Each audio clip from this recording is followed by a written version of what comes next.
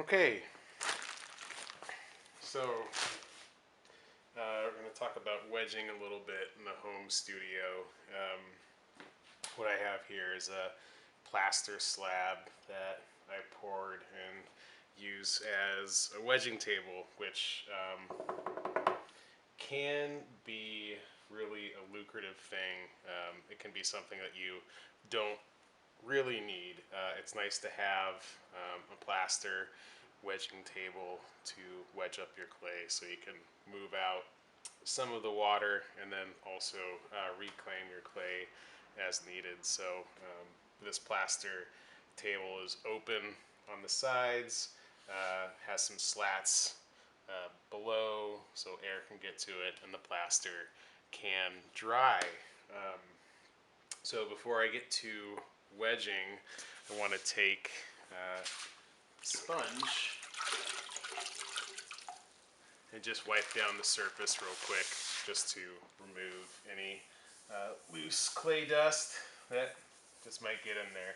Not a big problem, but it's always nice just to work on a clean surface so you can see how fast that water absorbs into the plaster, right? So plaster is porous. Ta-da! So that's the nice thing about plaster, right? Industrial molding plaster, pottery plaster, whatever you want to call it. So for wedging,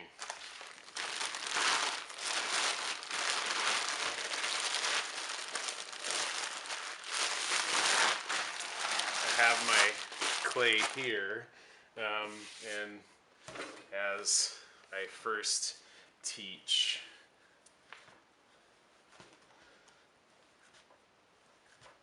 this is the first technique of wedging that a lot of people will teach you in the studio, right? The ram's head or the monkey face wedging, right?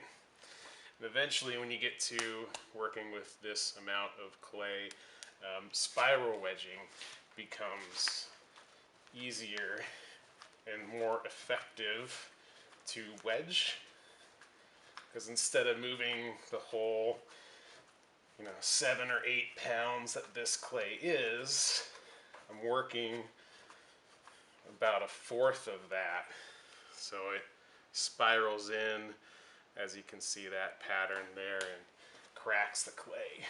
So what do you do if you don't have a nice wedging table like this? Well, you go to the ground. Okay, so before I poured this wedging table in my shop, I wedged right on the surface. Alright, so concrete works excellent, polished concrete works excellent, and